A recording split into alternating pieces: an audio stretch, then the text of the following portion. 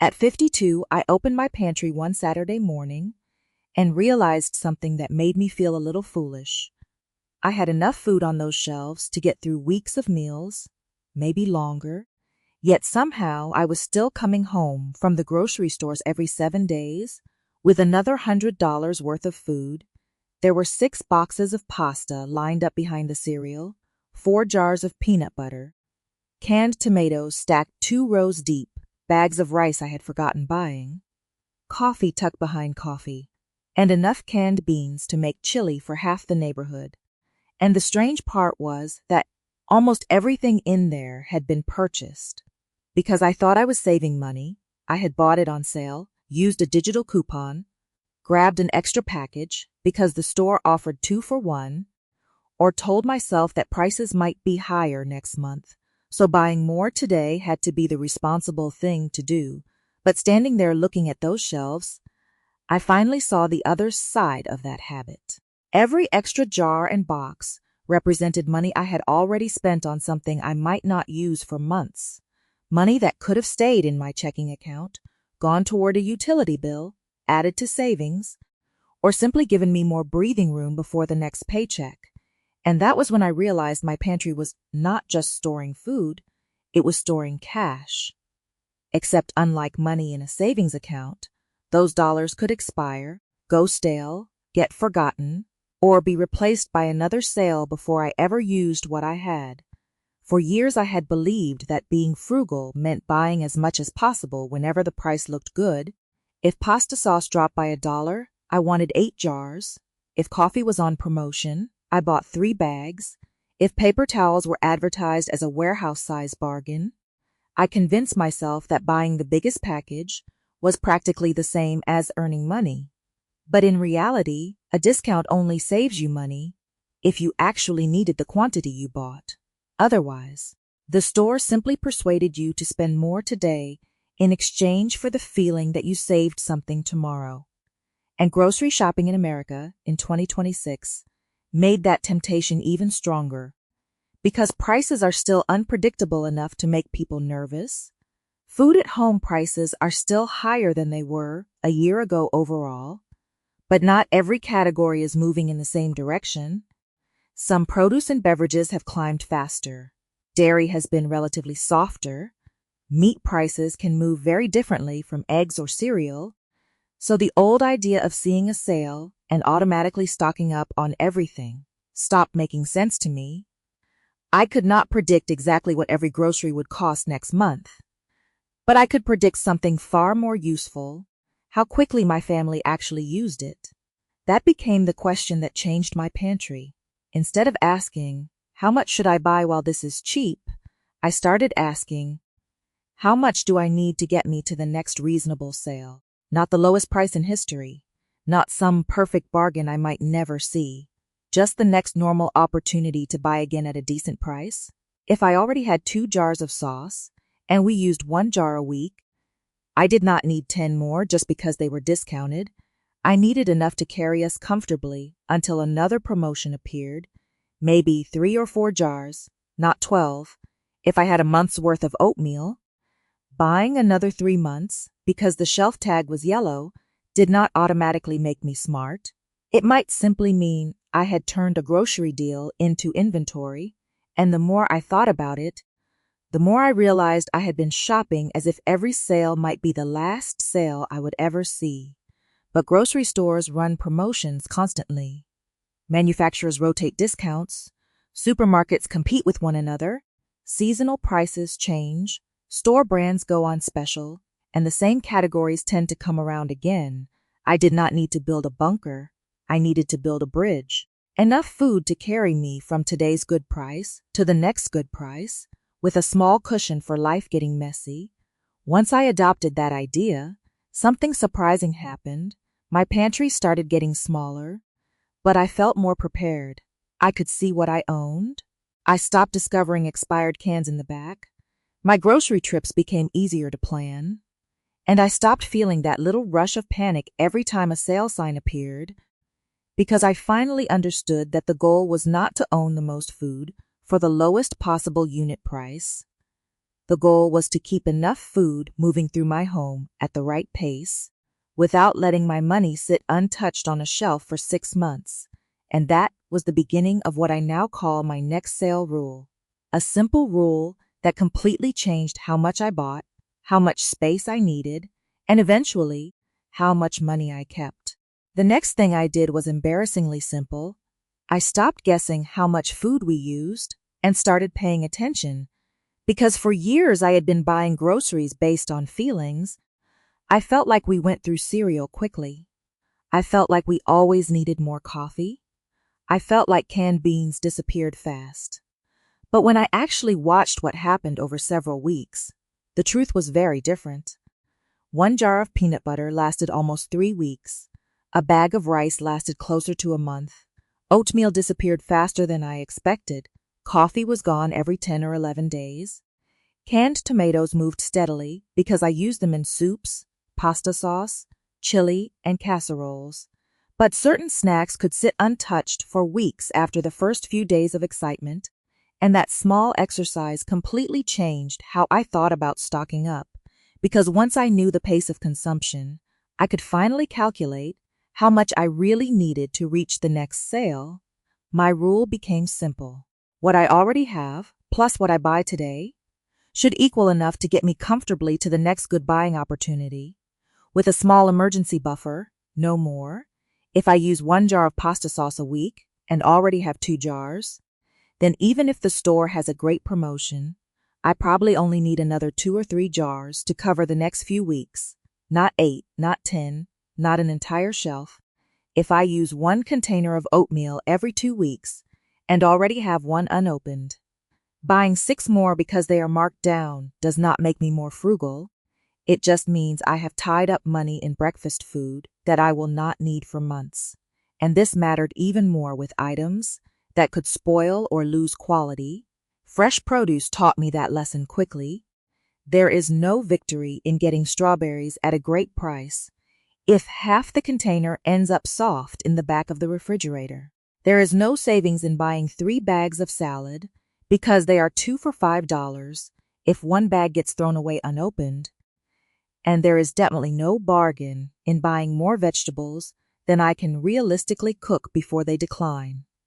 Especially in a year when some fresh food categories have been moving more sharply than others, that kind of price volatility can make people feel like they should grab extra whenever they see a lower number. But I learned that the better response is not always to buy more. Sometimes it is simply to adjust the meal plan, substitute another vegetable, or wait for the next promotion.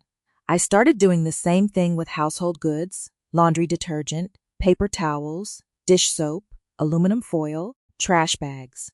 Because those items can quietly create the same problem as food, they do not spoil quickly, so they feel harmless to overbuy. But if I already have enough detergent for 2 months, another giant jug is not helping this month's budget. It is just moving money from my bank account into a plastic bottle under the sink. I also began separating my groceries into 2 groups in my mind, things I could estimate very reliably, and things that were more unpredictable: rice, coffee, oatmeal, canned goods, paper products. Those were easy because our usage was consistent. But bread, fresh fruit, milk, meat, and leftovers depended more on the week, so I gave those categories a smaller buying window. I stopped trying to predict 3 months of fresh food and focused on the next 7 to 14 days instead. The most useful change was writing a tiny number beside a few items on my grocery list, not the price, the number of weeks the item would last: coffee, 1.5 weeks, oatmeal, 2 weeks, rice, 4 weeks, canned tomatoes, 1 week per 2 cans. Suddenly a sale was no longer asking me, "How much can you afford to buy?" It was asking me, "How many weeks do you need to cover?" And that made my decisions much calmer. If the answer was 3 weeks, I bought 3 weeks. If I already owned enough for 4 weeks, I walked past the sale, even when the price was attractive, because buying at the right price is only half of smart shopping. Buying the right quantity is the other half. And once I understood that, I stopped measuring a deal by how full my cart looked. I started measuring it by how accurately it matched the way we actually lived. Once I knew how quickly we actually used things, I noticed another mistake I had been making for years. I was treating every sale as if it deserved the same reaction. $1 off cereal felt like the same kind of opportunity as a discount on ground beef.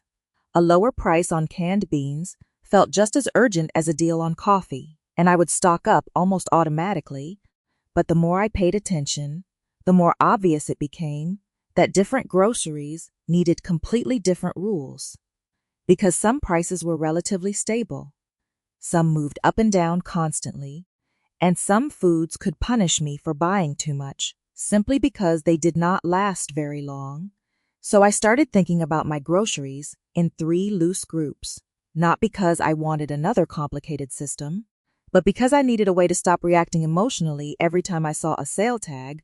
The first group was what I called my steady staples, things like rice, pasta, canned beans, oatmeal, canned tomatoes, flour, and a few other basics that we used regularly and could keep for a reasonable amount of time. With those items, I was comfortable buying enough to cover several weeks when the price was good, especially if I knew exactly how quickly we used them. The second group was the volatile stuff, things like beef, coffee, some produce, certain beverages, and anything else that seemed to jump around from one shopping trip to the next. Those were the items that used to make me nervous. Because when a price climbed, I immediately wanted to protect myself by buying extra the next time I saw a discount. But I began realizing that fear could be expensive just because beef was painful to buy. 1 month did not mean I needed to fill half the freezer the next time chuck roast went on sale. Just because coffee prices had been unpredictable did not mean 6 bags belonged in my pantry. And just because eggs had been expensive before did not mean I should keep buying them like another shortage was guaranteed. Prices change, supply conditions change, production changes, weather changes, transportation costs change, and sometimes the item that frightened you last year becomes much easier to buy later. I had been carrying yesterday's price anxiety into today's grocery cart, and that was causing me to overstock. The third group was perishables: milk, bread, berries, lettuce, bananas, deli meat, fresh herbs, fresh vegetables, and most of the foods that look wonderful in the store but begin counting down the minute you bring them home. Those were the products where I became much stricter, because I finally accepted that a 50-cent discount means nothing if I throw away $2 worth of food. 5 days later, I remember standing in front of a display of bagged salads during a promotion, and my old instinct told me to grab 3 because the unit price was better. Then I stopped and asked myself how many salads we would actually eat before those bags started turning wet at the edges. The answer was 1, maybe 2. So I bought 2, and that tiny decision represented a much bigger change in how I was shopping. I was no longer letting the store decide my quantity. The store could decide the price, but I decided the amount, and sometimes I decided not to buy at all.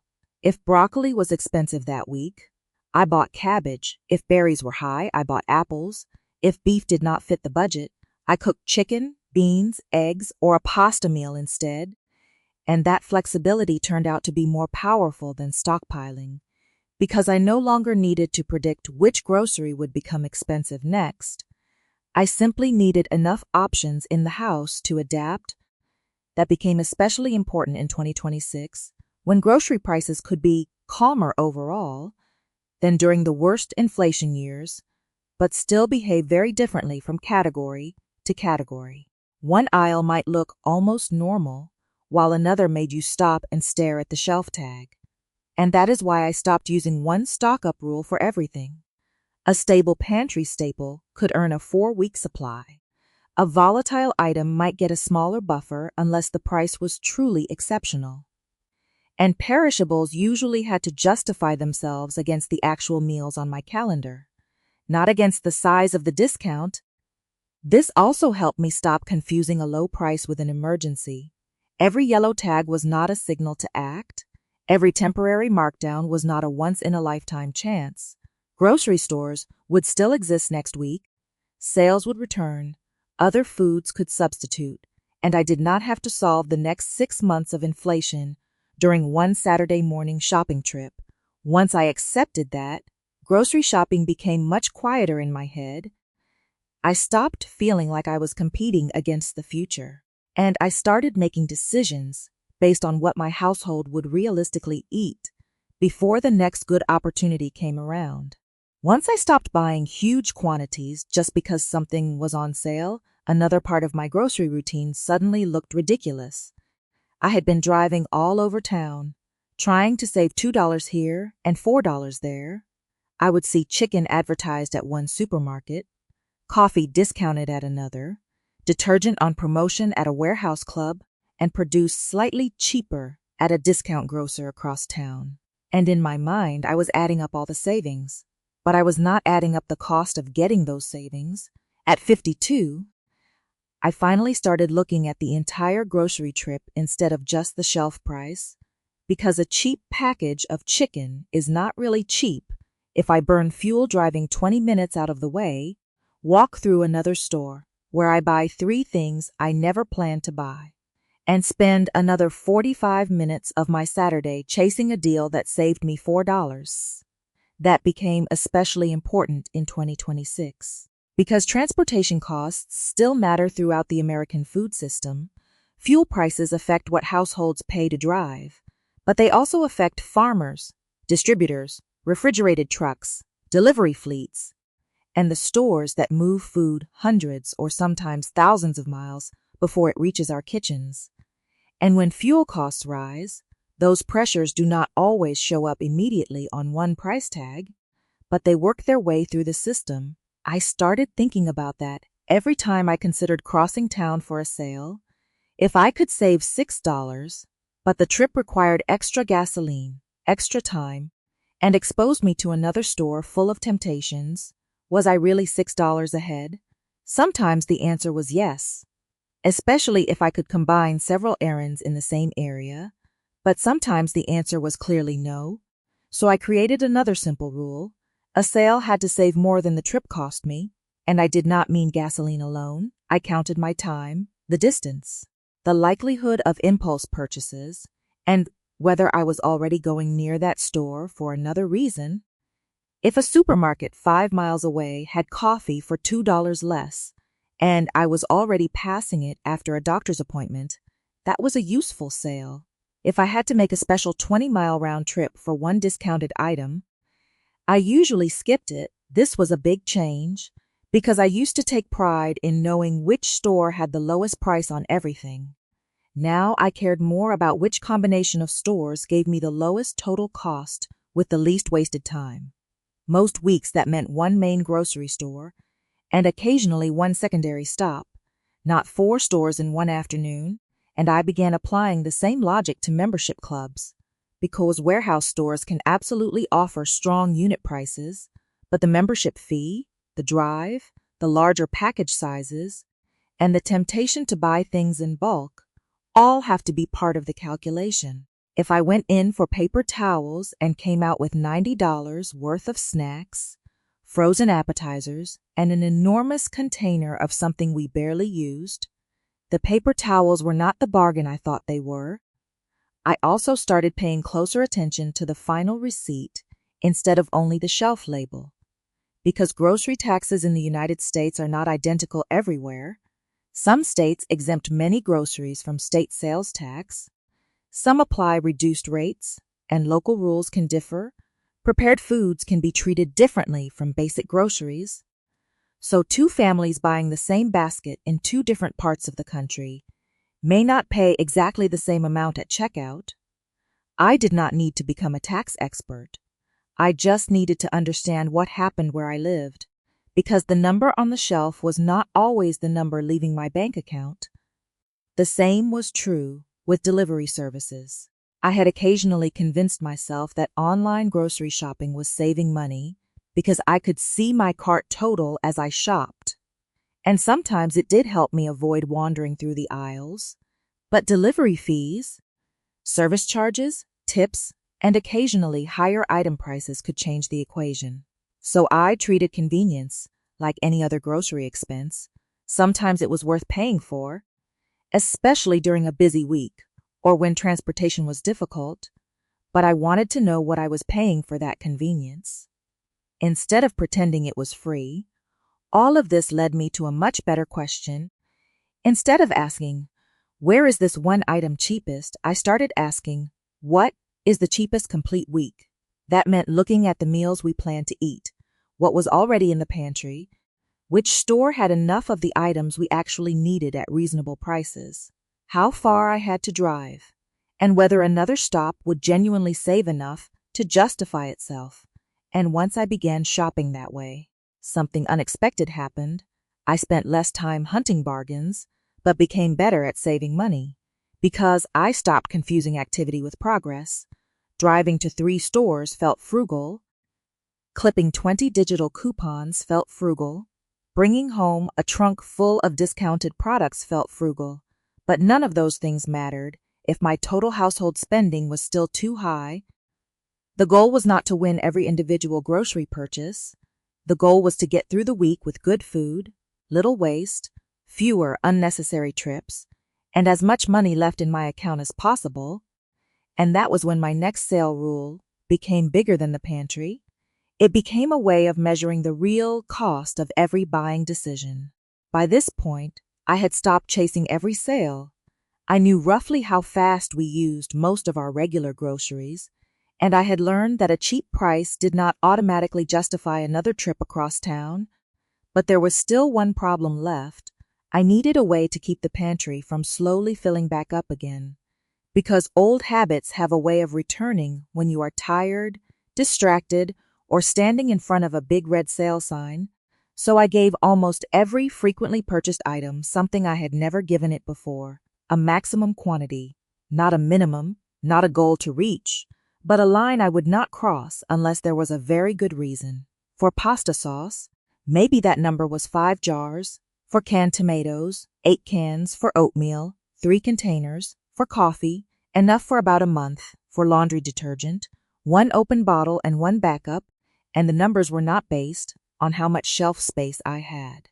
They were based on how quickly we actually used the product and how long I reasonably expected to wait before another decent buying opportunity appeared. That distinction changed everything. Because before this system, an empty shelf looked like wasted storage space to me. If there was room for 12 cans, I felt like I should eventually own 12 cans.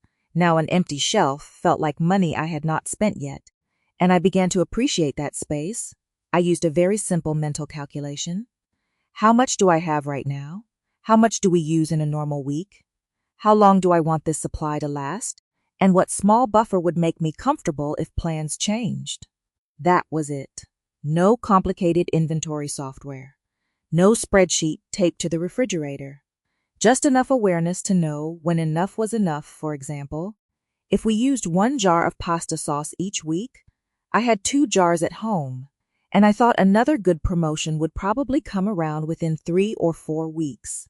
I might buy 2 or 3 jars when the price was attractive, but once I reached 5, I stopped. Even if the store allowed 10, even if the coupon was still valid, even if there was a giant sign telling me to stock up and save. Because the 6th jar did not solve a problem in my household, it only solved the store's problem of selling more jars, and warehouse shopping became much easier. Once I understood this, I stopped assuming that the largest package automatically belonged in my cart. Sometimes the bulk package really was the better choice, especially for something we used constantly, but only if we could finish it comfortably, before quality declined, and before that purchase crowded out other things we needed more. My freezer was where this lesson became painfully obvious. There was a time when I would buy several packages of meat on sale, stack them wherever I could find room, then, months later, discover a package of chicken buried underneath frozen vegetables, covered in ice crystals, and far past the point when I was excited to cook it. I had saved money on the day I bought it, but I had lost track of it, and a bargain you forget is not much of a bargain. So I started treating freezer space like expensive real estate. Every package had to earn its spot. If I bought ground beef, chicken thighs, frozen vegetables, or bread, I wanted to know roughly when it would be used, and I started putting newer items behind older ones. The simple first in, first out habit my grandmother would have understood immediately. I also created a small section I called Use Next. Anything approaching its best by date, anything already opened, anything that had been sitting too long, it went there, where I could actually see it when I planned meals. This reduced one of the sneakiest grocery expenses I had, forgetting what I already owned, because duplicate buying had been happening more often than I wanted to admit. I would pick up mustard and come home to find 2 bottles, buy canned corn, and realize there were 6 cans behind the beans, or grab another box of sandwich bags because I could not remember whether we were running low. Once the pantry became leaner, those mistakes almost disappeared. I could see everything at a glance. And something else happened that surprised me. Meal planning became easier, not harder, because instead of staring at shelves packed with 20 possible choices, I was looking at a smaller collection of ingredients that actually needed to be used. The pantry became a working system instead of a storage room for past bargains, and that mattered to me in 2026 because even though grocery inflation was no longer behaving exactly like it did during the sharpest increases earlier in the decade, household budgets still had plenty of pressure coming from housing, insurance, utilities, transportation, and other everyday expenses. I did not want hundreds of unnecessary dollars sitting in canned food and oversized packages when that money could help somewhere else. So I stopped measuring preparedness by how full the pantry looked. I measured it by whether I had enough of the right foods, in the right quantities, for the next few weeks, with very little likely to be wasted. And once I gave every item a ceiling, my shelves finally stopped expanding. Every time a sale appeared, my grocery spending became steadier, my kitchen became easier to manage, and for the first time in years, I could open the pantry door without wondering how much money was hiding behind everything I had forgotten to use. The strangest part of this whole experiment was that I expected a leaner pantry to make me nervous. I thought fewer cans, fewer backup packages, and less food stacked in the freezer would make me feel unprepared. But the opposite happened. I felt calmer, because for the first time I knew exactly what I had, how long it would last, what I needed next, and roughly when I would buy it again. Before this system, my pantry looked full, but it was chaotic. There were bargains hiding behind bargains, food bought for meals I never made, oversized packages opened and forgotten, frozen meat buried under other frozen meat, and every grocery trip added another layer to the confusion. I had mistaken volume for security, but real security turned out to be visibility. Knowing that I had 3 weeks of rice was more useful than having 6 bags and not remembering when I bought them. Knowing that I had enough coffee until the next likely promotion felt better than filling an entire cabinet because I was afraid the price might rise. And knowing that my freezer had room available meant that when a truly good deal appeared on something we actually used, I could take advantage of it without playing a game of frozen food Tetris to make everything fit. The old version of me shopped defensively. I was always trying to protect myself from the next increase, the next shortage, the next expensive week, and I understand why. Americans have lived through enough price swings in recent years to become cautious. Groceries went up, fuel went up, utilities changed, insurance bills increased for many households, housing remained expensive in many parts of the country. And once you have watched an ordinary household item suddenly cost much more than you remember, it is easy to think the answer is to buy as much as possible whenever the price comes down. But I eventually realized I could not stockpile my way out of every future price change, and trying to do it was creating another problem. Too much money was being spent too early, so instead of trying to predict 6 months ahead, I started protecting the next few weeks. And that felt much more manageable. my next sale rule was never about keeping the pantry almost empty, and it was never about forcing everyone to own the same amount of food. Because life is different for every household, someone living 25 miles from the nearest supermarket may need a larger reserve than someone who can walk to a grocery store. A family in an area that regularly experiences hurricanes, snowstorms, wildfires, or other disruptions may reasonably keep more food and water on hand. Someone with limited mobility may prefer fewer shopping trips and a bigger buffer, and if your household has special dietary needs or relies on a product that is difficult to find, keeping extra can make perfect sense. The point was not to own less just to prove I could. The point was to stop owning more than my life required. I wanted enough to handle an unexpected week, enough to avoid paying whatever price happened to be on the shelf tomorrow, enough to get through a temporary disruption, but not so much that my pantry became a warehouse for fear. There are really two expensive extremes in grocery shopping. One is running out of everything and constantly making emergency trips, paying full price because you have no choice. The other is buying so far ahead that your money disappears into food you will not use for months. My goal was to live somewhere in the middle, prepared but flexible, stocked but not stuffed. And that middle ground changed more than my grocery bill. It changed the way I looked at money. Because every dollar has more than one possible job. $20 can buy extra cereal today, but it can also stay available for the electric bill, a prescription, gasoline, a home repair, or an unexpected expense next week. And at 52, I began valuing that flexibility much more than a perfectly full shelf. Now when I see a sale, I still pay attention, I still enjoy getting a good price, and I still stock up when the numbers make sense. But I no longer ask myself, how much can I fit in the cart? I ask, how much will carry me comfortably to the next opportunity? And if I already have enough, I walk away, even when the sign says limited time, even when the unit price is excellent, because I have learned that saying no to a bargain can sometimes be the most frugal decision in the store. Today my pantry is noticeably leaner than it used to be, but almost everything in it has a purpose. The food moves through the shelves instead of aging on them. I can see what needs to be used. I know what needs to be replaced. And grocery shopping feels less like preparing for an uncertain future and more like managing the life I am actually living. And if there is one lesson I wish I had understood years earlier, it is this: you do not need enough groceries to reach the end of every possible problem. You need enough to reach the next sensible opportunity to buy again. So I want you to do something after this video. Open your pantry, your refrigerator, or your freezer and look around. What is the one thing you keep buying too much of?